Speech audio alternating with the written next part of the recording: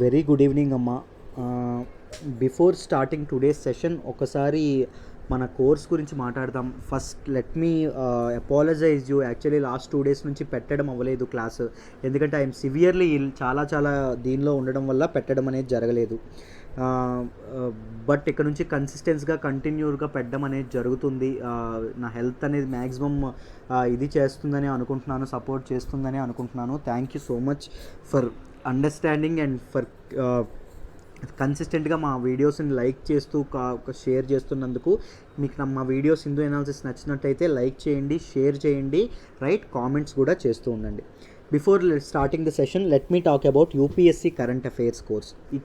It will be completely taught by me అండి. నేనే కంప్లీట్గా యూపీఎస్సీ కరెంట్ అఫైర్స్ కోర్స్ని చెప్పడం అనేది జరుగుతుంది. హిందూ ఎనాలిసిస్ ఎలా అయితే ఫ్రమ్ బేసిక్ లెవెల్ నుంచి చెప్తున్నామో, ఫ్రమ్ వెరీ బేసిక్స్ నుంచి నోట్స్తో సహా ఇస్తూ చెప్తున్నామో, అలాగే దీన్ని కూడా ఇస్తూ చెప్పడం అనేది జరుగుతుంది. రైట్, ప్రిలిమ్స్ ఎంసీక్యూస్ డిస్కషన్స్ అనేవి ఎవ్రీ ఆల్టర్నేట్ డే, అంటే Tuesday, Thursday, Saturday, every alternate day 20 to 25 prelims questions అనేవి నేను డిస్కస్ చేయడం అనేది జరుగుతుంది ఫ్రమ్ వెరీ బేసిక్స్. దాంతోపాటు యూపీఎస్ మీకు హిందూ ఎనాలిసిస్లో ఉన్నటువంటి డౌట్స్ కూడా మీరు లైవ్లో అడగచ్చు, మీ డౌట్స్ని మీరు క్లారిఫై చేసుకోవచ్చు. రైట్, సో కంప్లీట్గా మీకు maximum current affairs, as far as current affairs concern 90% వరకు కరెంట్ అఫైర్స్ అనేవి కవర్ అయ్యేటట్టు, ప్రిలిమ్స్లో ఏ క్వశ్చన్ ఇచ్చినా మీరు అట్లీస్ట్ అప్రోచ్ అయ్యేటట్టు, రైట్, ఆన్సర్ చేసేటట్టు, కరెంట్ అఫైర్స్లో మిమ్మల్ని మాస్టర్ చేసేటట్టు చేయడమే లక్ష్యంగా దీన్ని నేను చేయడం అనేది, మేము లాంచ్ చేయడం అనేది జరుగుతుంది. 20 to 25 క్వశ్చన్స్కి 4 ఆప్షన్స్ ఉంటాయి. అంటే మొత్తం ఆల్మోస్ట్ 80 to 100 ఉంటాయండి ఆస్పెక్ట్స్ మీరు నేర్చుకునేవి ఎవ్రీ ఆల్టర్నేట్ డే. కొన్ని 80 to 100 వద్దులంటే కొన్ని 50 వేసుకోండి లీస్ట్గా. 50 into 3 150 aspects along with detailed Hindu analysis. మీరు 150 కాన్సెప్ట్స్ గురించి, ప్రిలిమ్స్కి సంబంధించినటువంటి కాన్సెప్ట్స్ గురించి మాస్టర్ అవ్వచ్చు. ఆలోచించుకోండి ఎంత డీటెయిల్డ్గా చెప్పడం జరుగుతుందో. దాంతోపాటు every Sunday mains answer writing, mains క్వశ్చన్కి సంబంధించి 1 సెషన్ అనేది జరగడం అనేది జరుగుతుంది.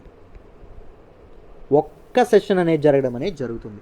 ఈ ఒక సెషన్లో 2 నుంచి 3 కరెంట్ అఫైర్స్ సంబంధించినటువంటి క్వశ్చన్స్ నేను పెట్టడం అనేది జరుగుతుంది. నేను క్వశ్చన్స్ ఇవ్వడం అనేది జరుగుతుంది. ఆ క్వశ్చన్స్ని డీటెయిల్డ్గా డిస్కస్ చేయడం అనేది జరుగుతుంది. ఇంట్రడక్షన్ ఎలా ఉండాలి, అప్రోచ్ ఎలా ఉండాలి, క్రిటికల్ అనాలిసిస్ ఎలా చేయాలి, పోస్ట్ మార్టం ఎలా చేయాలి, లిటరల్లీ, రైట్, ఒక మెయిన్స్ క్వశ్చన్ని ఎలా రాయాలి, కన్క్లూజన్ ఎలా పెట్టాలి, ప్రతిదీ కరెంట్ అఫైర్స్ సంబంధించినటువంటి ముఖ్యంగా ఇంపార్టెంట్ ఆర్టికల్స్ ఏవైతే ఉంటాయో, ఆ వీక్లో వచ్చినటువంటి మెయిన్స్ బేస్డ్ ఆర్టికల్స్ ఏవైతే ఉంటాయో వాటిని నేను డీటెయిల్డ్గా డిస్కస్ చేయడం అనేది జరుగుతుంది లైవ్ సెషన్లో. రైట్, గుర్తుపెట్టుకోండి, ఇది గుర్తుపెట్టుకోండి అమ్మా, ఇది life time validity course. Life time validity అంటే లైఫ్ టైం వ్యాలిడిటీ. ఒక్కసారి జాయిన్ అయితే మీకు జాబ్ వచ్చేంత వరకు మీరు ఎన్నాళ్ళు ప్రిపేర్ అవ్వాలంటే అన్నాళ్ళు మీకు కరెంట్ అఫైర్స్ అనేది చెప్పబడుతుంది. ఆలోచించుకోండి, కరెంట్ అఫైర్స్ మీరు చాలా స్ట్రగుల్ అవ్వడం అనేది చాలామంది స్టూడెంట్స్ నేను అబ్జర్వ్ చేస్తాను. మిమ్మల్ని ప్రతి ఒక్క కాన్సెప్ట్ మీకు మరీ బేసిక్స్ నుంచి మీకు అర్థం అవ్వాలి, అర్థమయ్యి మిమ్మల్ని డైజెస్ట్ చేసుకునేలాగా మీకు చేయడం చూసే బాధ్యత నాది. నాతో వర్క్ చేయాలి, నాతో కలిసి మీరు కరెంట్ అఫైర్స్లో మాస్టర్ అవ్వాలి అంటే కాంటాక్ట్ మై నెంబర్. ఫీజు ఎంత సార్ అంటే ఇనాగరల్ ఆఫర్ కింద October 12 లోపల జాయిన్ అయితే 5,000కే ఇస్తున్నాము. October 12 తర్వాత 7,000కి మారడం అనేది జరుగుతుంది. రైట్, October 12 తర్వాత 7,000కి మారడం అనేది జరుగుతుంది. October 12 లోపల జాయిన్ అయితే జస్ట్ 5,000కి ఇస్తున్నాం. లైఫ్ టైం వ్యాలిడిటీతో వస్తుంది. ప్రిలిమ్స్ ఎంసీక్యూస్ డిస్కషన్ ఉంటుంది, డీటెయిల్డ్ హిందూ అనాలిసిస్ ఉంటుంది, మెయిన్స్ క్వశ్చన్ అనేది వీక్లీ డిస్కస్ చేయడం అనేది జరుగుతుంది. ఎవ్రీ వీక్ మెయిన్స్ మీద ఒక సెషన్ ఉండడం అనేది జరుగుతుంది. లైవ్లో డౌట్స్ క్లారిఫికేషన్ కూడా జరుగుతుంది. కరెంట్ అఫైర్స్లో మిమ్మల్ని మాస్టర్ చేయడానికి ఇది తీసుకురావడం అనేది జరిగింది. ఏవైనా డౌట్స్ ఉంటే ఈ నెంబర్ నా నెంబరే, స్వయానా నాకే కాంటాక్ట్ చేయండి, లేకపోతే నాకు మెసేజ్ పెట్టండి అమ్మా. Right, thank you so much. ఈరోజు హిందూ అనాలిసిస్లోకి వెళ్దాం. గుడ్ ఈవినింగ్ అండి. ఈరోజు మన హిందూ అనాలిసిస్లో మన ఫస్ట్ ఆర్టికల్ వచ్చేసి UN's World Food Programme wins Nobel Peace Prize అండి. నోబెల్ పీస్ ప్రైజ్ విన్ అవ్వడం అనేది జరిగింది. Right, UN's United Nations World Food Programme అంటే ఏంటి, నోబెల్ పీస్ ప్రైజ్ గురించి కాస్త తెలుసుకుందామండి. మనకి నోబెల్ ప్రైజ్ అనేది వేటిలో ఇస్తారు?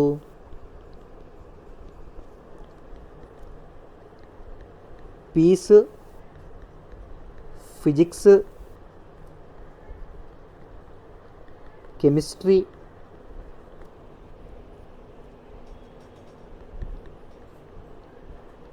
Literature, medicine and economy.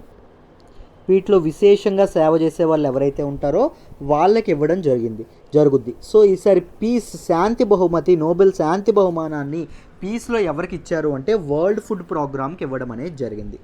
ఇది యునైటెడ్ నేషన్స్ ఏదైతే ఉందో ఐక్యరాజ్య సమితి అండర్లో ఉన్నటువంటి ఒక ఆర్గనైజేషన్. ఐక్యరాజ్య సమితి యొక్క ఫుడ్ అండ్ అగ్రికల్చర్ ఆర్గనైజేషన్ ఏదైతే ఉందో, FAO ఏదైతే ఉందో దానికి సంబంధించినటువంటి ఒక ఆర్గనైజేషన్. ఇది ఎప్పుడు ఎస్టాబ్లిష్ చేశారు సార్ అంటే 1961లో ఎస్టాబ్లిష్ చేయడం అనేది జరిగింది.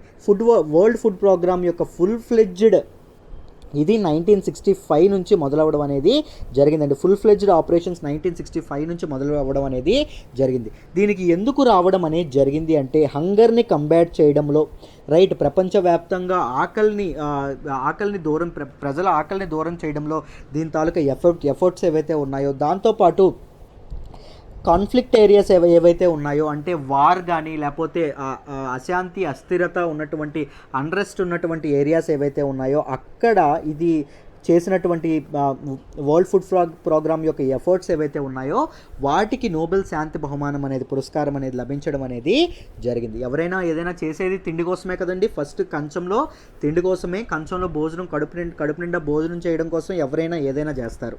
బట్ చాలామంది అరౌండ్ 265 మిలియన్ పీపుల్ అనేవాళ్ళు స్టార్వింగ్, ఇంకా ఆకలితో బతుకుతున్నారంట ప్రపంచవ్యాప్తంగా. రైట్, ఇలాంటి వాళ్ళకి దగ్గరికి వెళ్ళాలంటే మనకి యునైటెడ్ నేషన్స్, మనకి ఇది తెలుసు, రైట్, యునైటెడ్ నేషన్స్ యొక్క మనకి సస్టైనబుల్ డెవలప్మెంట్ గోల్స్ తెలుసు, రైట్. సస్టైనబుల్ డెవలప్మెంట్ గోల్ 2 ఏంటండి? Zero hunger. ఆకలనే సమూలంగా నాశనం చేయాలి. ఎప్పటికల్లా నాశనం చేయాలనుకుంటున్నారండి? 2030 కల్లా ఏం పెట్టుకోవడం అనేది జరిగింది, 2030 కల్లా, రైట్. యునైటెడ్ నేషన్స్ యొక్క ఇది ఏదైతే సస్టైనబుల్ డెవలప్మెంట్ గోల్స్ రీచ్ అయ్యే దానిలో మనకి ఫుడ్ అండ్ అగ్రికల్చర్ ఆర్గనైజేషన్ ఏదైతే ఉందో దీని హెడ్ క్వార్టర్స్ ఎక్కడ ఉన్నాయి? మీ అందరికీ తెలిసే ఉంటుంది, ఇటలీ, రైట్, రోమ్లో ఉండడం అనేది జరిగింది, రైట్. వరల్డ్ ఫుడ్ ప్రోగ్రామ్ అనే దానికి పీస్ ప్రైజ్ అనేది రావడం అనేది జరిగింది. దీని తాలూకా ఇంపార్టెంట్ కంట్రిబ్యూషన్స్ ఏంటి sir? What are its important contributions?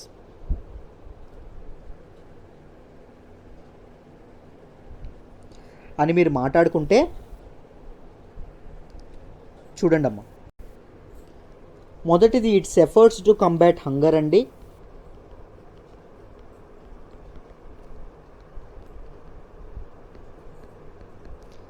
Efforts to combat hunger. రెండవది ఏంటంటే కాన్ఫ్లిక్ట్ ఎఫెక్టెడ్ ఏరియాస్ ఏవైతే ఉన్నాయో, అన్రెస్ట్ ఉన్నటువంటి ఏరియాస్ ఏవైతే ఉన్నాయో అక్కడ ఇది చేసినటువంటి సేవలు కానీ.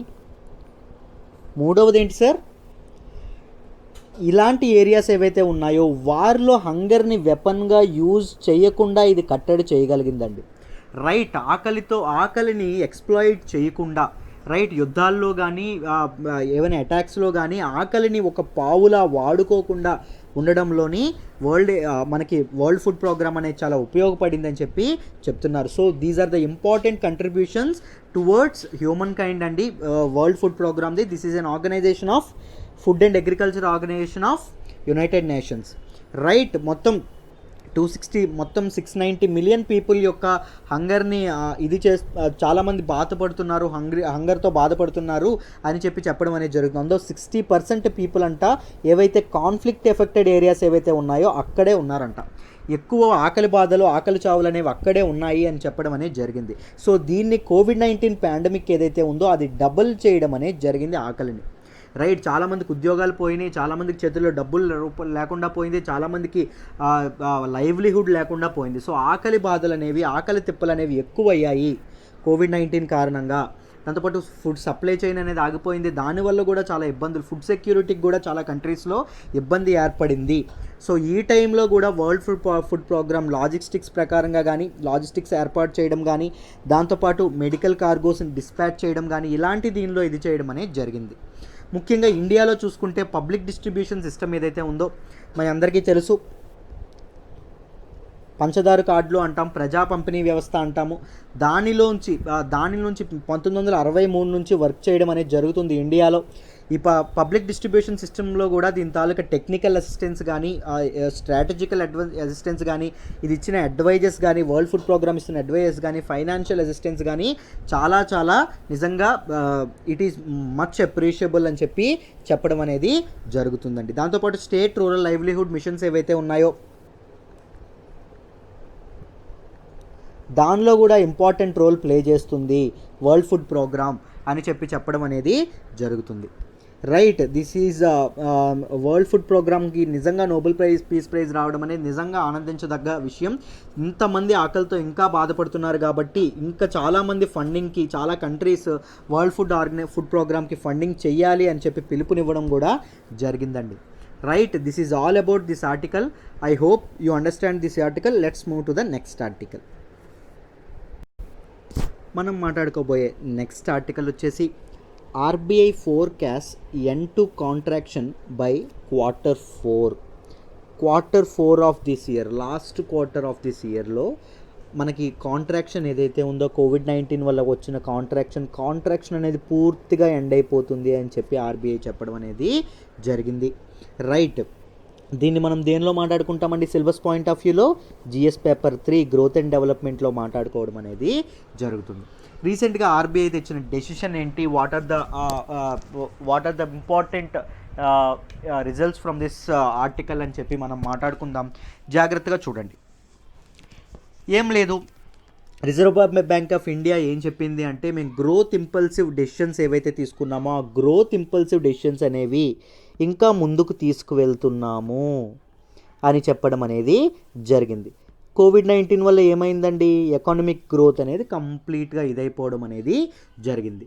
సో కంప్లీట్గా గ్రోత్ ఇదైపోయినప్పుడు మనకి సిస్టంలోకి మనీని ఇన్ఫ్యూజ్ చేయడం, రైట్, సిస్టంలోకి మనీని ఇన్ఫ్యూజ్ చేయడం లేకపోతే వెనక్కి తీసుకురావడం, ఇలాంటి చర్యలన్నీ ఎవరు చేస్తుంది? Central bank of A country చేయడం అనేది జరుగుతుంది. ఎకానమీ అనేది ఎలా ఉండాలి, ఎకానమీని రెగ్యులేట్ చేసేది ఎవరు?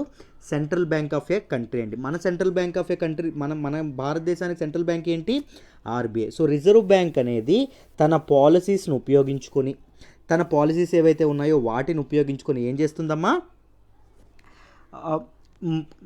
ఎకానమీలోకి, రైట్, సిస్టంలోకి మనీని పంపించడం, మనీని వెనక్కి తీసుకురావడం చేస్తుంది. దాని ద్వారా ఎకానమీని రెగ్యులేట్ చేయడం అనేది జరుగుతుంది. సో కోవిడ్-19 వల్ల కాంట్రాక్షన్ ఎప్పుడైతే జరిగిందో, ఎకానమీ అనేది గ్రోత్ అనేది ఎప్పుడైతే ఆగిపోయిందో, సో ఏం చేసింది? రెపో రేట్ అనేది కట్ చేయడం అనేది జరిగింది. రెపో రేట్ అంటే ఏంటో మీరు తెలుసుకోవాలి. నేను ఆల్రెడీ చాలాసార్లు మీకు చెప్పాను, బట్ ఈరోజు క్లాస్లో కూడా డీటెయిల్డ్గా చెప్తాను. జాగ్రత్తగా ఒక్కసారి వినండి అమ్మా.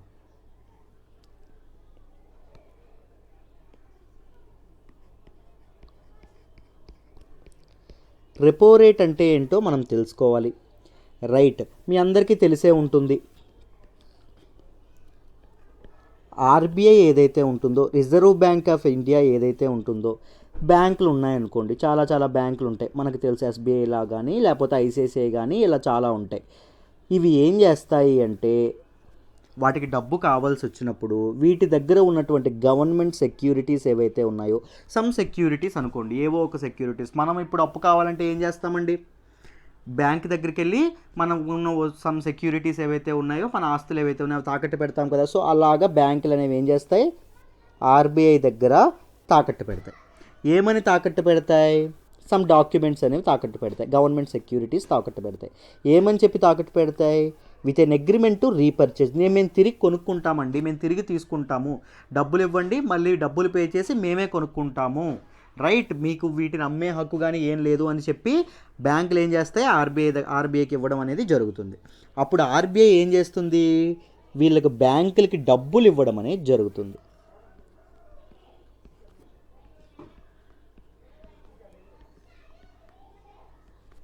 డబ్బులు ఇస్తే, ఎవరైనా అప్పిస్తే ఇంట్రెస్ట్ ఉంటుంది కదా. సో ఆర్బీఐ బ్యాంకులకి ఇచ్చే డబ్బులకి ఇంట్రెస్ట్ ఏదైతే ఉంటుందో ఆ ఇంట్రెస్ట్ రేట్ని ఏమంటామో? రెపో రేట్ అంటాం. రైట్, ఈ రీపర్చేజ్ రేట్ అంటాం కాబట్టి రీపర్చేజ్ అగ్రిమెంట్ ద్వారా వచ్చేటటువంటి రేట్ కాబట్టి రెపో రేట్ అనడం అనేది జరుగుతుంది. సో ఆ రెపో రేట్ని ఎంతకు ఉంచింది అంటే 4%కి మాత్రమే వచ్చింది. రెపో రేట్ చేంజ్ చేస్తే ఏమవుతుంది సార్? ఆర్బీఐ బ్యాంకులకి ఇచ్చే రేటు పెంచింది అనుకోండి ఇన్ కేసు, దీన్ని 5% చేసింది అనుకోండి సార్, ఇన్ కేసు ఏం జరుగుతుంది? బ్యాంకులు జనాలకు ఇచ్చే రేట్ ఏదైతే ఉంటుందో దాన్ని కూడా ఆటోమేటిక్గా పెంచుతాయి కదా. ఇంట్రెస్ట్ ఎక్కువ ఉంటే జనాలు డబ్బులు తీసుకుంటారా? తీసుకోరు. ఇంట్రెస్ట్ ఎక్కువ ఉంటే జనాలు డబ్బులు తీసుకోపోవడం వల్ల ఏమవుతాయి? జనాల జేబుల్లో డబ్బులు కాస్త తగ్గుతాయి. జనాల జేబుల్లో డబ్బులు కాస్త తగ్గితే ఏమవుతుంది? స్పెండింగ్ అనేది తగ్గుతుంది. ఒకవేళ స్పెండింగ్ పెంచాలంటే ఏం చేస్తుంది సార్ ఆర్బీఐ? ఈ రెపో రేటుని తగ్గిస్తుంది. రెపో రేటు తగ్గిస్తే ఏమవుతుంది సార్? బ్యాంకులు అనేవి అదే రేటుకు ఉంచుతాయి. సో జనాలు ఇప్పుడెంత స్పెండింగ్, ఎప్పుడెంత సిస్టమ్ అనేది ఎకానమీలో ఫ్లో అవుతుందో అంతే మనీ అనేది ఫ్లో అవ్వడం అనేది జరుగుతుంది. అదేంటి సార్, కోవిడ్-19 వల్ల మొత్తం అంతా కాంట్రాక్షన్ అయిందని మీరే చెప్పారు.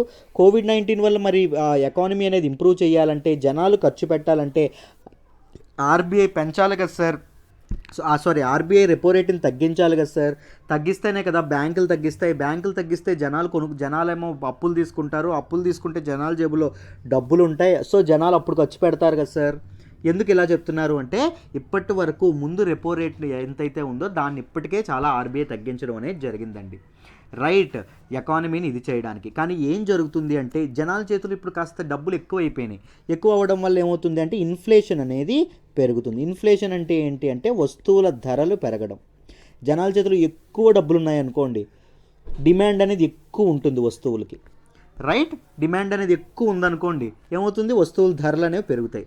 వస్తువుల ధరలు అనేవి అన్హెల్దీగా పెరగడం కూడా చాలా చాలా ఇబ్బందికి గురి చేస్తుంది ఎకానమీని. సో ఏం చేస్తున్నారు? ఇన్ఫ్లేషన్ అనేది కట్టడి చేయడం కోసం ఈ 4% ఎంత ఉందో ఆ 4%నే ఉంచేస్తున్నారు. 4%కి చేంజ్ అనేది చేయట్లేదు అని చెప్పడం అనేది జరిగింది. రెపో రేట్ అంటే అర్థమైందమ్మా అందరికీ? చూడండి, మళ్ళీ ఒక్కసారి ఆర్టికల్ని చూడండి.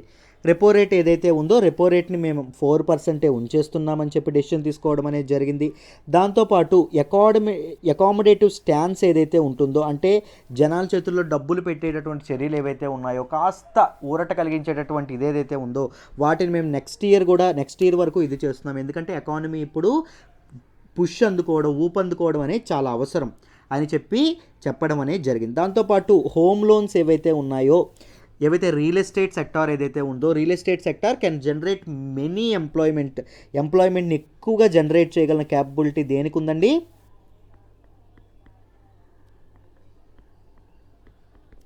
రియల్ ఎస్టేట్ సెక్టార్కి ఉండడం అనేది జరిగింది. సో రియల్ ఎస్టేట్ సెక్టార్ యొక్క ఇది పెంచడానికి, రైట్, వాళ్ళ తాలూకు ఇది పెంచడానికి రిస్క్ వెయిటేజెస్లో సమ్ సిగ్నిఫికెంట్ రేషనలైజేషన్ చేస్తున్నాము, అంటే రీఆర్గనైజేషన్ అనేది జరుగుతుంది.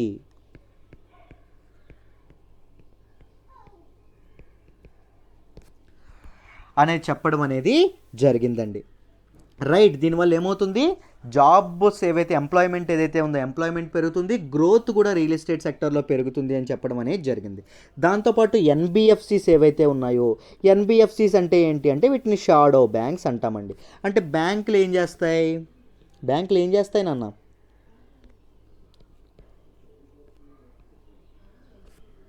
మన దగ్గర డబ్బులు తీసుకుంటాయి. దేని రూపంలో తీసుకుంటాయి? డిపాజిట్ రూపంలో తీసుకుంటాయి. దీన్ని ఎవరికి ఇస్తాయి? అప్పుల రూపంలో, లోన్స్ రూపంలో ఇవ్వడం అనేది జరుగుతుంది. డిపాజిట్కి ఇచ్చే ఇంట్రెస్ట్ ఎంత? 6% అనుకోండి. లోన్స్కి ఎంత? 8% అనుకోండి. బ్యాంక్ మధ్యలో ఉండే 2%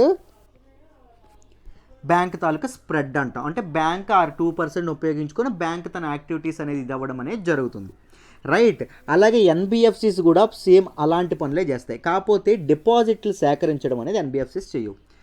రైట్, ఎన్బిఎఫ్సిస్ డిపాజిట్లు సేకరించడం అనేది చేయవు, మనకి లోన్స్ ఇవ్వడం అనేది చేస్తాయి.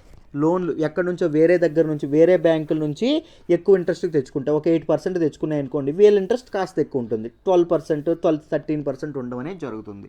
మనకి చాలా ఇంట్రెస్ట్లు ఇచ్చే ఆర్గనైజేషన్స్, మనకి పర్సనల్ లోన్స్ ఇచ్చే చాలా యాప్స్ కానీ ఇవన్నీ ఎన్బిఎఫ్సిస్ కిందే రావడం అనేది జరుగుతుంది. రైట్, మీకు వీటి గురించి క్లియర్గా ఎకానమీ టాపిక్లో సురేష్ సార్ చాలా బాగా అద్భుతంగా చెప్పారు.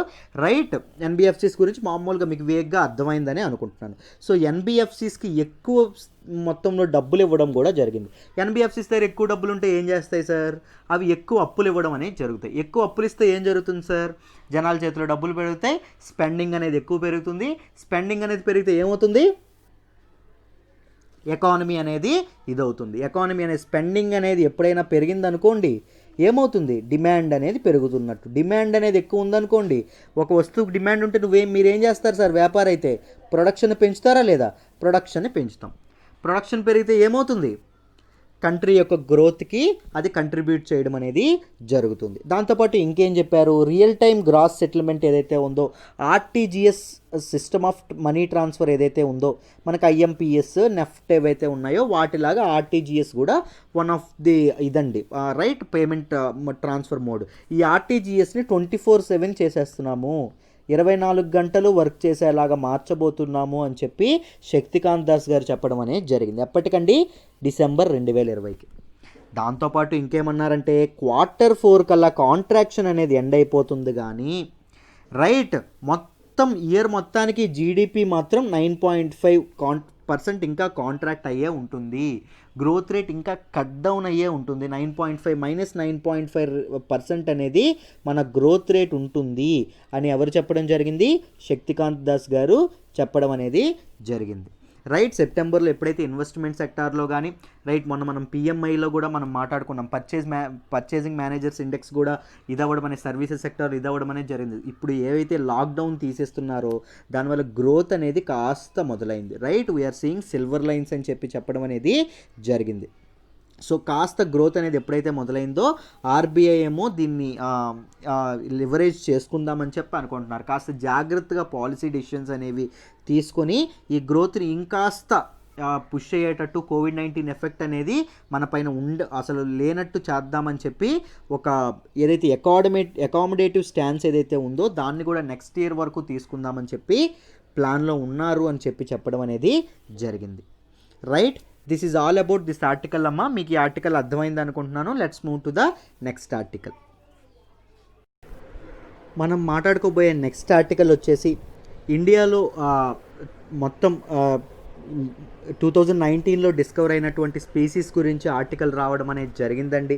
రైట్, దీన్ని మనం జిఎస్ పేపర్ 3లో మనం మాట్లాడుకోవడం అనేది జరుగుతుంది. అసలు what this article is talking about అని డీటెయిల్డ్గా తెలుసుకుందాం. జాగ్రత్తగా చూడండి అమ్మా. మొత్తం 544 స్పీసెస్ అనేవి ఇండియన్ బయోడైవర్సిటీకి యాడ్ అయినాయి అని చెప్పడం అనేది జరిగింది. అసలు ఏంటి ఈ ఆర్టికల్లో అంటే చూడండి, Zoological Survey of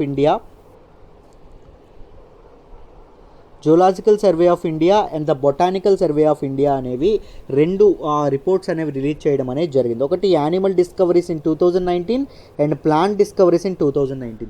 animal discoveries ఏం రిపోర్ట్ అయినాయి, ప్లాంట్ డిస్కవరీస్ ఏం రిపోర్ట్ అయినాయి అని చెప్పి ఇది చేయడం అనేది జరిగింది. Right, these two organizations have been publishing these two reports. ఏ రిపోర్ట్స్ అండి, Zoological Survey of India and animal discoveries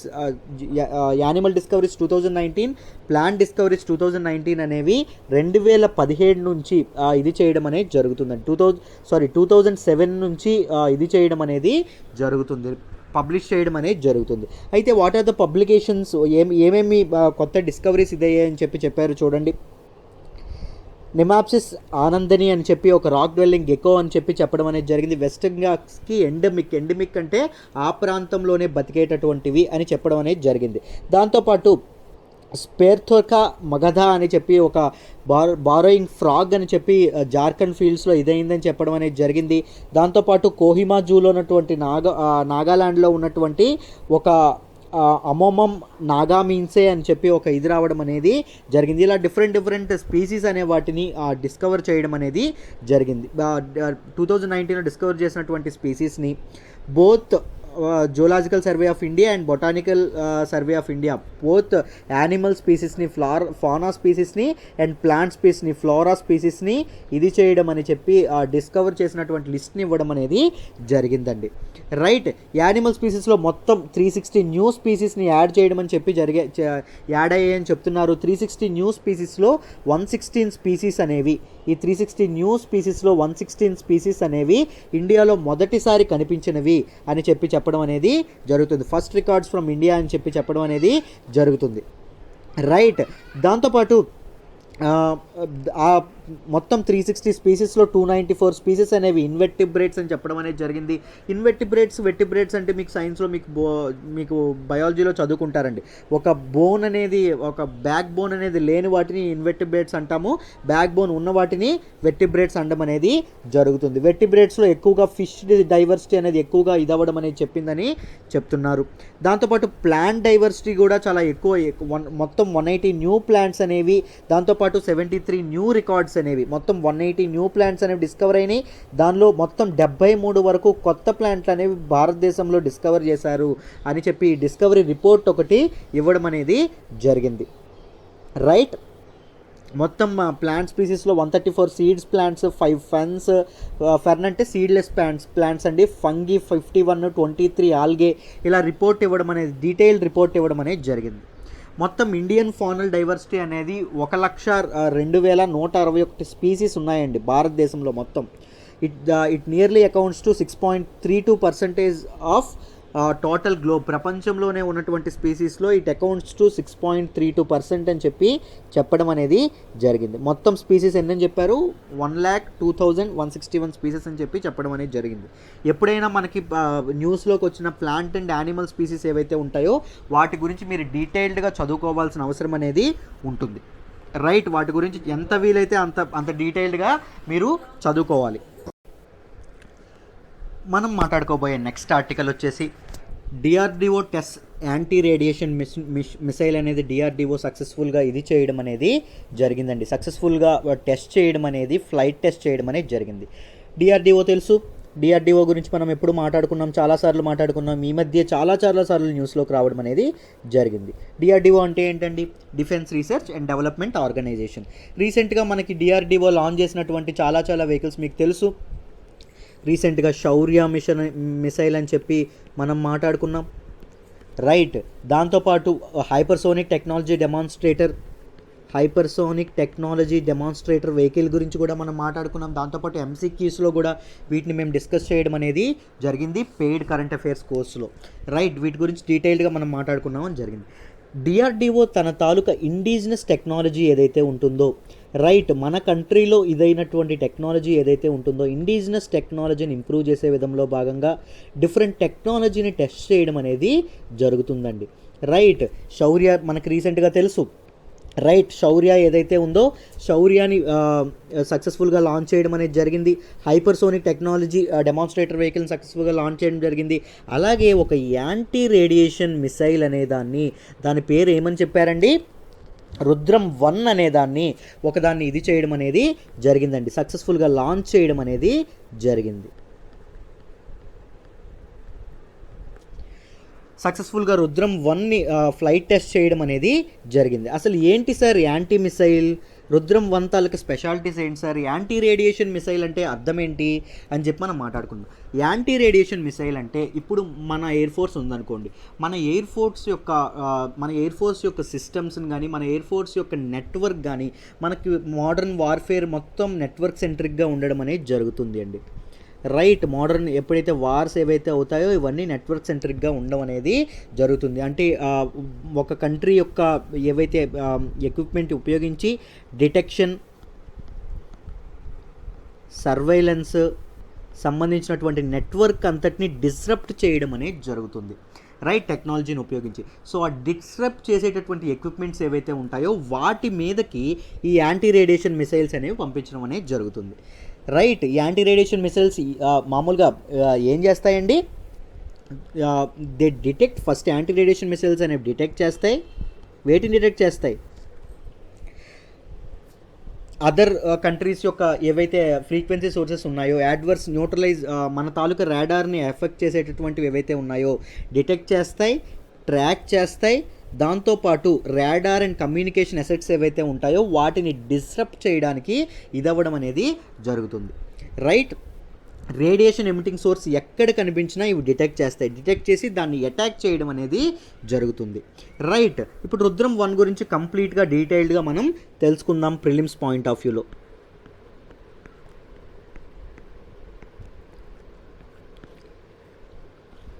Rudram 1 launch చేశారని చెప్పారు కదా. What is this Rudram 1 sir, ఏంటి దీని సంగతి అంటే క్లియర్గా తెలుసుకుందాం, జాగ్రత్తగా వినండి అమ్మా. It is an air to surface missile.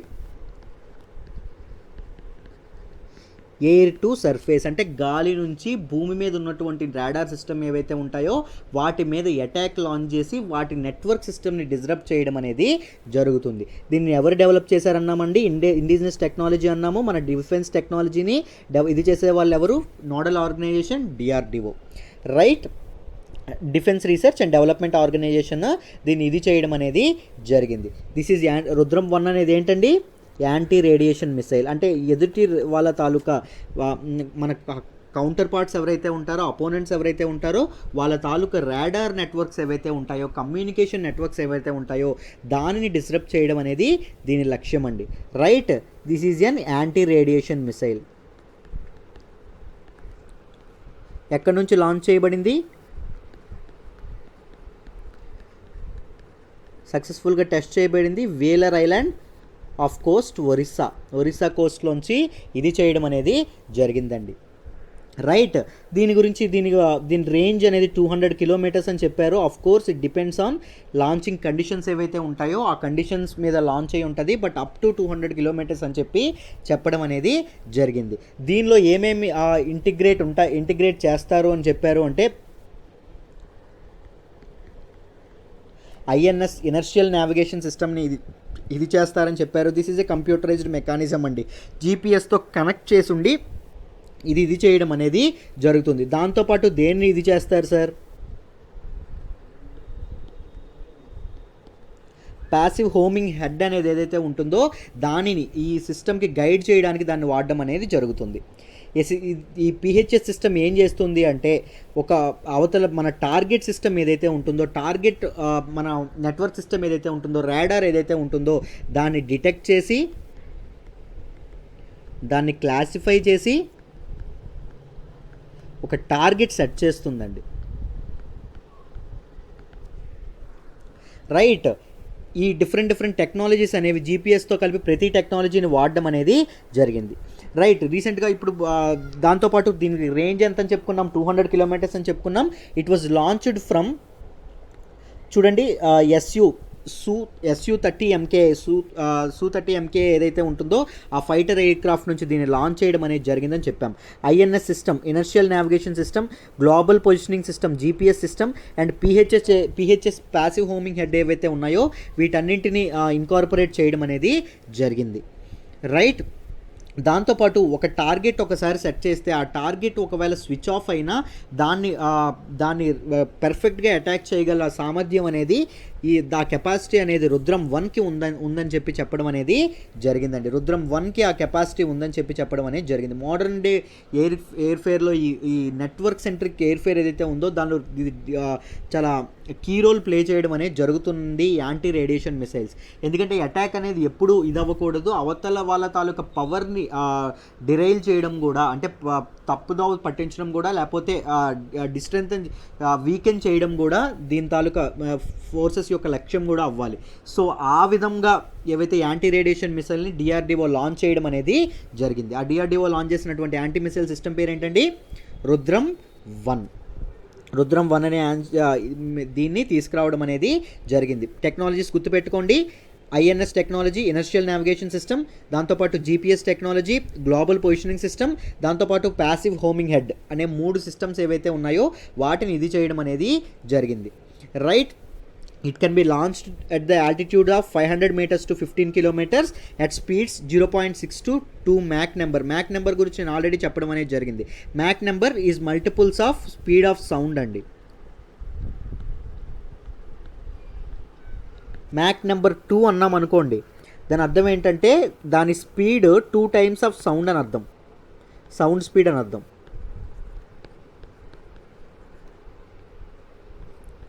దాన్ని మ్యాక్ నెంబర్ అనడం అనేది జరుగుతుంది, రైట్. సో మన తాలూకా ఎయిర్ క్రాఫ్ట్ ఏవైతే క్యాపబిలిటీ ఏదైతే ఉందో, స్ట్రెంత్ ఏదైతే ఉందో దానికి రుద్రం తప్పకుండా ఇది చేస్తుందని వాల్యూ యాడ్ చేస్తుందనే చెప్పాలి. ఎందుకంటే this is basically it was not an imported one, it was indigenously made. Right. మన డిఫెన్స్ సెక్టార్లో కూడా ఆత్మనిర్భర్ సెల్ఫ్ రిలయన్స్ అనేది సాధించడానికి ఇలాంటి ఇన్నోవేషన్స్ అనేవి చాలా చాలా బాగా ఉపయోగపడతాయని చెప్పి మనం చెప్పుకోవచ్చు. రైట్, ఐ హోప్ ఈ ఆర్టికల్ మీకు డీటెయిల్డ్గా అర్థమైంది అనుకుంటున్నాను. Let's move to the next article అమ్మ. మనం మాట్లాడుకోబోయే నెక్స్ట్ ఆర్టికల్ వచ్చేసి supreme court questions NCPCR on repatriation of children. First NCPCR అంటే ఏంటో మీరు డీటెయిల్డ్గా తెలుసుకోవాలి. ఫస్ట్ దాని గురించి తెలుసుకుందాం, తర్వాత అసలు ఏంటి ఇష్యూ అని చెప్పి మనం మాట్లాడదాం. జాగ్రత్తగా వినండి అమ్మ. Right, NCPCR is a statutory body. Statutory body అంటే ఏంటండి? పార్లమెంటు ఒక యాక్ట్ ద్వారా ఏదైనా బాడీని ఫార్ములేట్ చేస్తే దాన్ని స్టాట్యూటరీ బాడీ అంటారు.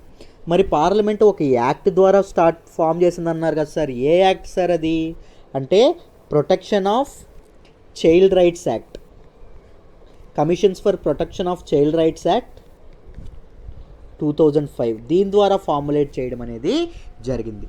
రైట్, ఇది ఏ మినిస్ట్రీ అండర్లో ఉంటుంది సార్ అంటే మినిస్ట్రీ ఆఫ్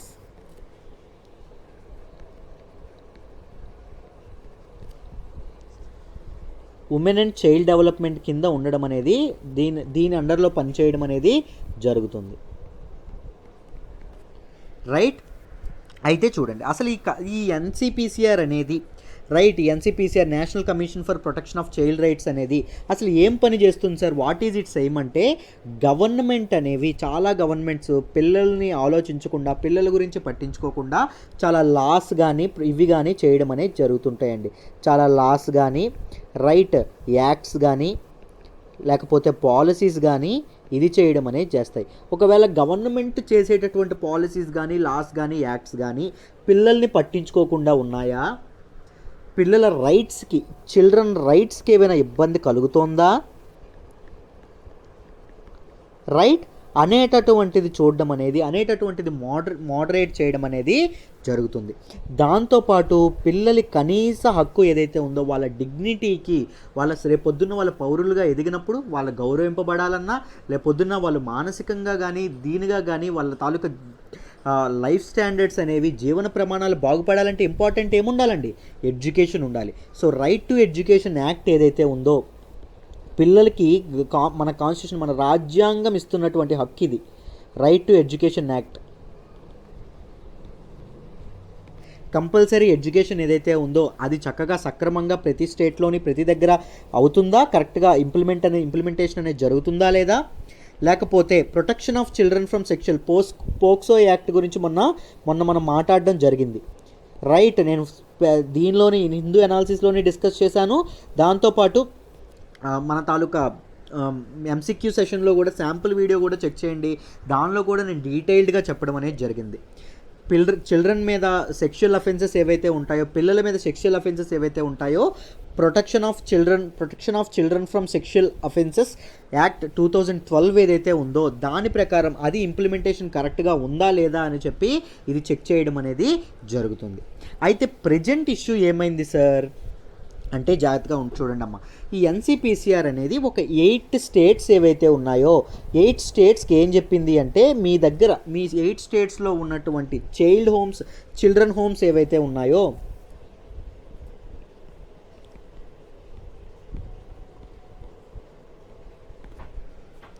ఈ చిల్డ్రన్ హోమ్స్ ఏవైతే ఉన్నాయో ఆ చిల్డ్రన్ హోమ్స్లో ఉన్నటువంటి పిల్లలందరినీ వాళ్ళ ఫ్యామిలీస్కి పంపించేయండి అని చెప్పడం అనేది జరిగింది. అదేంటి సార్, పిల్లల్ని వాళ్ళ ఫ్యామిలీస్ లేని పిల్లలే కదా చిల్డ్రన్ హోమ్ అనాథాశ్రమాల్లో ఉంటారు, చిల్డ్రన్ హోమ్స్లో ఉంటారు, చైల్డ్ కేర్ సెంటర్లో ఉంటారు అని అనుకోవచ్చు.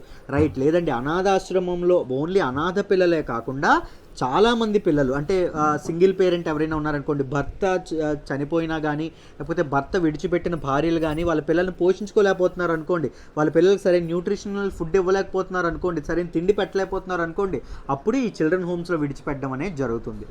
రైట్, అబాండోన్డ్ చిల్డ్రన్స్ ఎవరైతే ఉంటారో, వీధి బాలలు ఎవరైతే ఉంటారో, స్ట్రీట్ చిల్డ్రన్ ఎవరైతే ఉంటారో వీళ్ళు కూడా చిల్డ్రన్ హోమ్స్లో ఉండడం అనేది జరుగుతుంది. అయితే మన ఎన్సిపిసిఆర్ ఏం చెప్పింది అంటే ఈ 8 స్టేట్స్కి అంటే ఏ స్టేట్స్ అంటే తమిళనాడు, ఆంధ్రప్రదేశ్, తెలంగాణ, మిజోరాం, కర్ణాటక, కేరళ, మహారాష్ట్ర అండ్ మేఘాలయకి ఏం చెప్పింది అంటే అయ్యా మొత్తం చిల్డ్రన్లోని చైల్డ్ కేర్ హోమ్స్లో ఉన్నటువంటి పిల్లల్లోని ఎక్కువ మంది పిల్లలు మీ దగ్గరే ఉన్నారండి. మీ స్టేట్స్లో 70% పిల్లలు మీ దగ్గరే ఉండడం అనేది జరిగింది. సో అందరినీ మీరు ఏం చేస్తారంటే వాళ్ళ ఇంటికి తిరిగి పంపించేయండి అని చెప్పడం అనేది జరిగింది. రైట్. ఎందుకు అలా చెప్పారు, అసలు ఎందుకు చెప్పాల్సి వచ్చింది అనే రీజన్ మీద సుప్రీంకోర్టు క్వశ్చన్ చేయడం అనేది జరిగిందండి. ఎవరినండి? ఎన్సిపిసిఆర్ని క్వశ్చన్ చేయడం అనేది జరిగింది. దాని రెస్పాన్స్ కావాలని చెప్పి అడగడం అనేది జరిగింది. అప్పుడు ఎన్సిపిసిఆర్ బదులిస్తూ ఏం చెప్పింది అంటే, పిల్లలు అనేవాళ్ళు ఫ్యామిలీ లైఫ్లోనే ఉంటేనే వాళ్ళ తాలూకా మేధో వికాసం అనేది జరుగుతుంది, మెంటల్గా వాళ్ళు స్ట్రాంగ్ అవుతారు, వాళ్ళ ఐడియల్ కండిషన్స్ అనేవి ఇంట్లో ఉండడమే ఉండాలి అని చెప్పడం అనేది జరిగింది. రైట్. ఫ్యామిలీ ఎన్విరాన్మెంట్లోనే పిల్లలనే వాళ్ళు పిల్లల యొక్క ఐడియల్ గ్రోత్ అనేది ఉంటుంది, ఫ్యామిలీ ఎన్విరాన్మెంట్లోనే ఉండాలి. రైట్. పేరెంటల్ కేర్ అనేది వాళ్ళకు ఉండాలి అని చెప్పడం అనేది జరిగింది. అప్పుడు సుప్రీంకోర్టు బెంచ్ ఏం చెప్పింది అంటే, ప్రతి ఒక్కరికి మీరు కన్సిడర్ చేయలేరు కదా, స్టేట్స్కి మొత్తం అందరి చిల్డ్రన్ని ఎలా పంపిస్తారు? Individual base. చూడండి,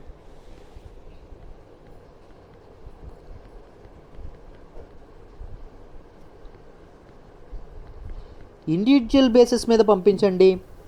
రైట్. అంటే ఆ తల్లిదండ్రులు సమర్థవంతంగా పోషించుకోగలరా లేదా, లేకపోతే ఇబ్బంది పడతారా లేదా, లేకపోతే ఏం జరగబోతుంది? ఎందుకంటే ఇప్పుడు కోవిడ్-19 వల్ల చాలామంది పెద్దలకి ఉద్యోగాలు లేకుండా పోయినాయి.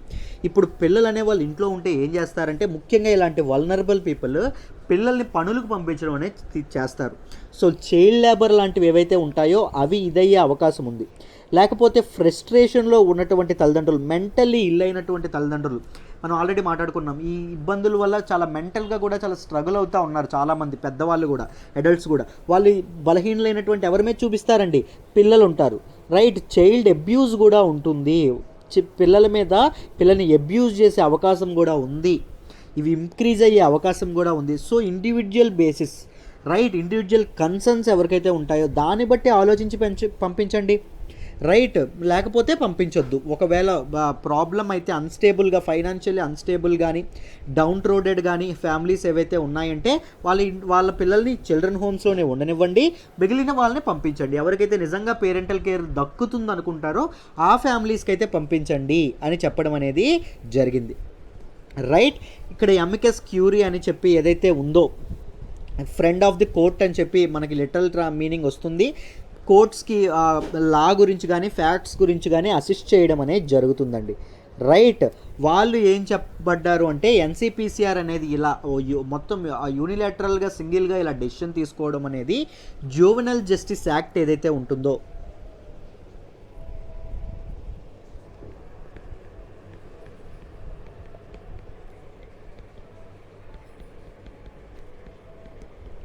జువెనైల్ జస్టిస్ యాక్ట్ ఏదైతే ఉంటుందో 2015, దీనిని అతిక్రమించడం జరిగింది అని చెప్పడం అనేది జరిగిందండి. రైట్. దీనిలో ఉన్నటువంటి ప్రొవిజన్స్ని ఇది చేయడం అనేది జరిగింది. రైట్. సెక్షన్ 27 క్లాజ్ 1 ఏం చెప్తుంది అంటే, జువెనైల్ జస్టిస్ యాక్ట్లో చైల్డ్ వెల్ఫేర్ కమిటీస్ ఏవైతే ఉంటాయో, చైల్డ్ వెల్ఫేర్ కమిటీస్ అనేవి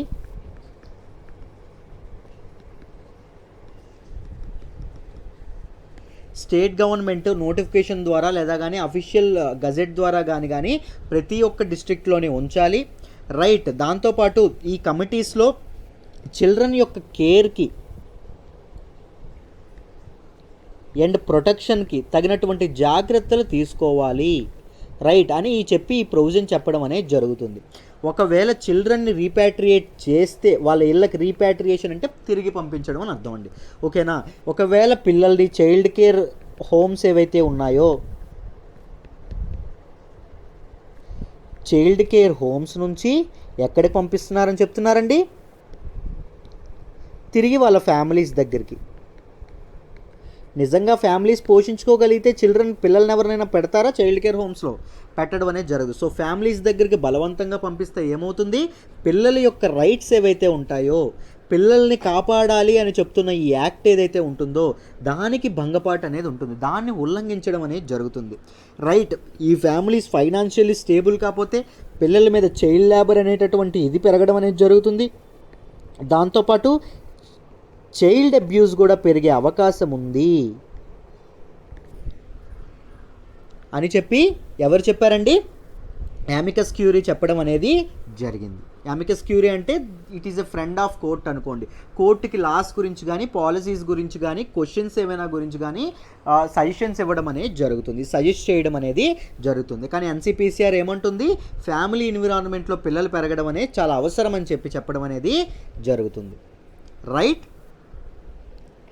సో మనం డీటెయిల్డ్గా ఈ ఆర్టికల్ని చదువుకున్నామని అనుకుంటున్నాను.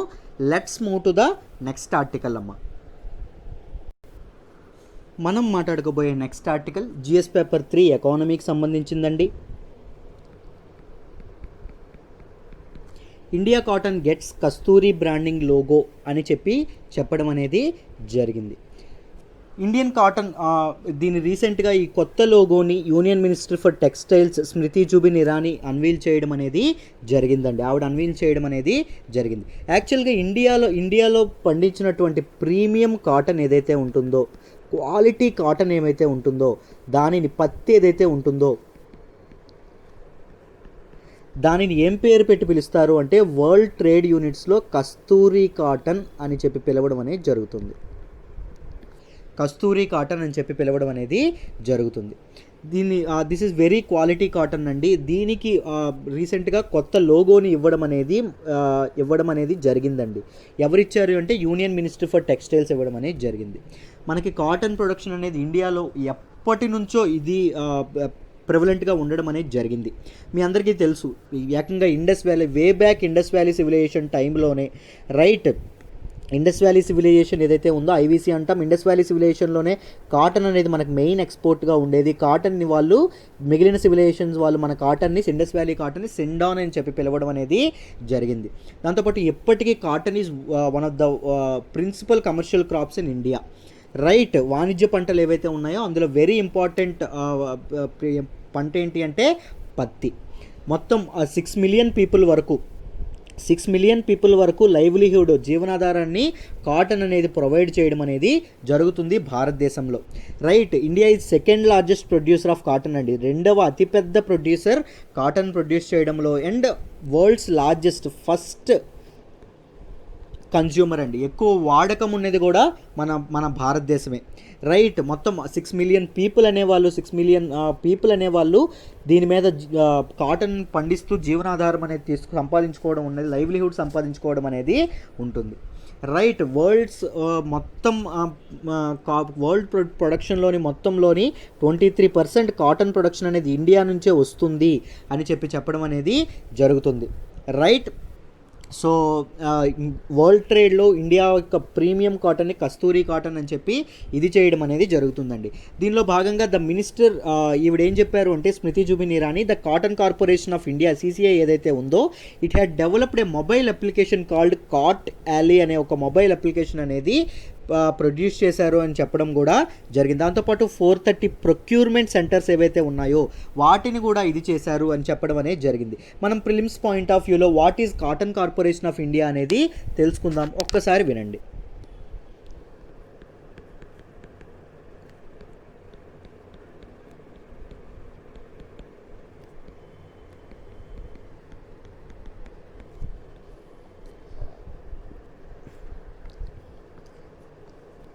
దిస్ ఈజ్ ఏ PSU అండి. ఇది ఒక public service undertaking. It works under the preview of ministry of textiles ఏదైతే ఉంటుందో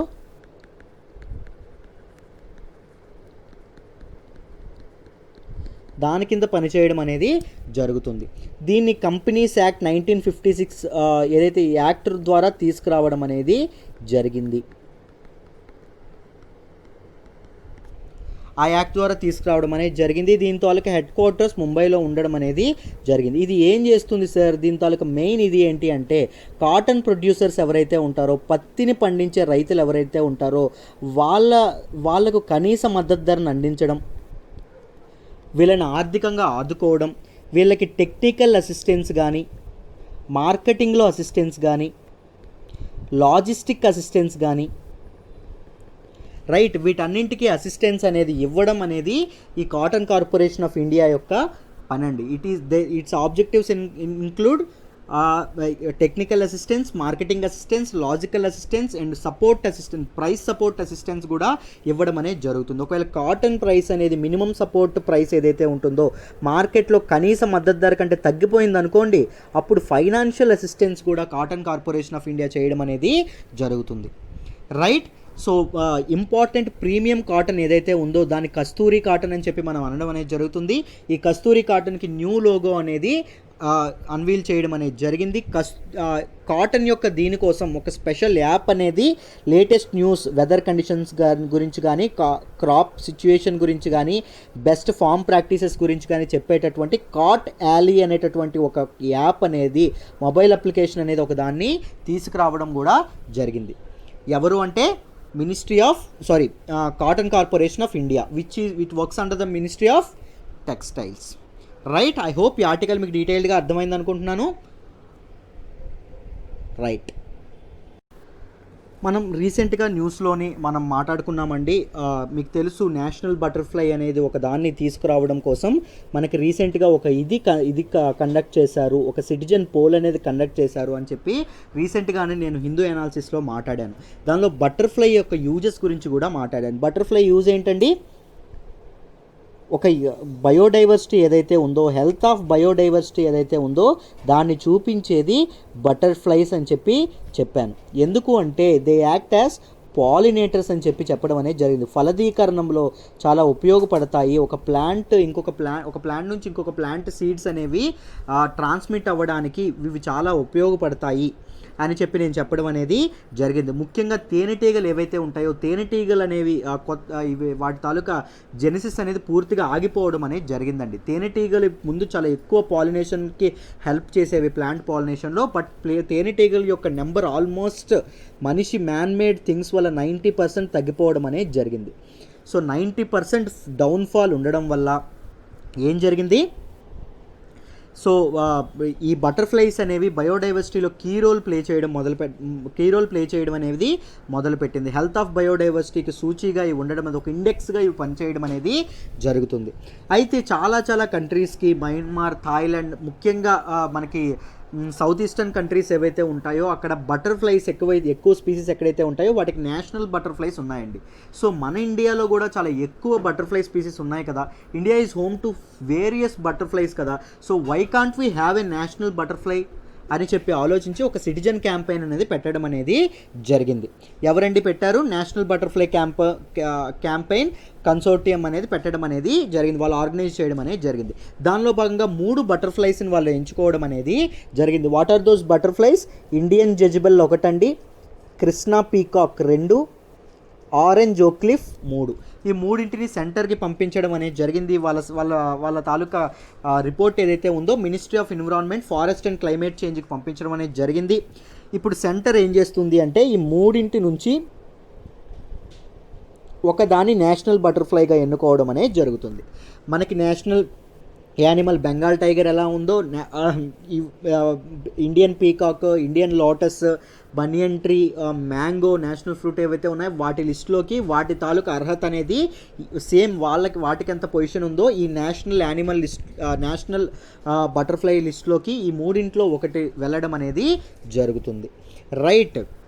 ఫస్ట్ మనం ఎప్పుడైనా స్పీసీస్ అనేవి దీనిలోకి వచ్చినప్పుడు ఎప్పుడు జాగ్రత్తగా చదువుకోవాలండి రిపోర్ట్స్ గురించి కానీ, ముఖ్యంగా నేషనల్ బటర్ఫ్లై లాంటి స్టాండర్డ్ ఉన్న క్వశ్చన్ కాబట్టి, దాంతోపాటు బయోడైవర్సిటీకి ఎంతో ఉపయోగపడే బటర్ఫ్లైస్ గురించి కాబట్టి ఇలాంటివి ఎగ్జామ్స్లో ముఖ్యంగా ప్రిలిమ్స్లో అడిగే అవకాశం ఉంది. సో జాగ్రత్తగా వీటి గురించి చదువుకోవాలి.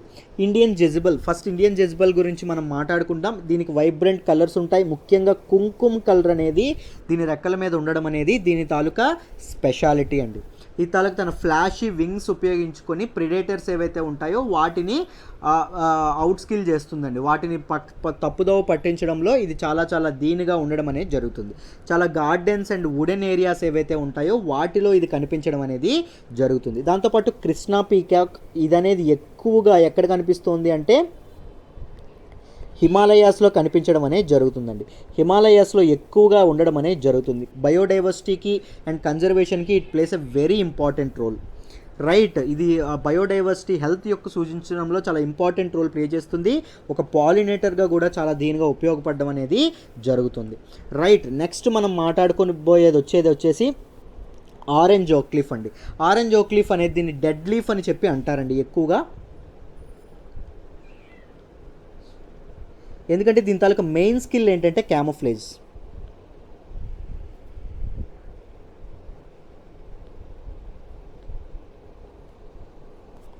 మెయిన్ స్కిల్ ఏంటంటే క్యామోఫ్లేజ్.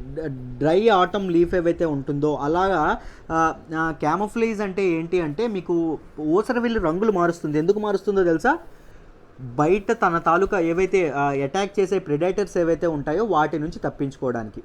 మీకు రాక్ అంటే రాక్ కలర్లోకి గ్రీన్ అదే మీన్ మొక్కలు గట్రా ఉంటే గ్రీన్ లీవ్స్ ఏవైతే ఉంటే వాటి కలర్లోకి ట్రాన్స్ఫార్మ్ అయిపోవడం అనేది జరుగుతుంది. ఏంటి? ఊసరవెల్లి. అలాగే ఇవి కూడా ట్రాన్స్ఫార్మ్ అయిపోవడం అనేది జరుగుతుంది. ముఖ్యంగా ఒక డెడ్ లీఫ్ లాగా ఇది ట్రాన్స్ఫార్మ్ అయిపోవడం అనేది జరుగుతుంది. సో వీటిని తినే ప్రెడేటర్స్ ఏవైతే ఉంటాయో అవి వీటిని పోల్చుకోనట్టు ఇదవ్వడం అనేది జరుగుతుంది. కామోఫ్లేజ్ అంటే రూపాంతరం చెందుతాయండి. ఆ కలర్లోకి మారడం కానీ ఆ దీనిలోకి ఇదవ్వడం కానీ జరగడం అనేది జరుగుతుంటుంది. దాంతోపాటు ఇది వింగ్స్ని ఒక్కసారి అలా కట్టడిగా స్ట్రిక్ట్గా అలా ఉంచేసి కదలకుండా అలా ఉండిపోతుందంట. ఇది దాని స్పెషాలిటీ అని చెప్పడం అనేది జరుగుతుంది. It is more endemic to Western Ghats అండి.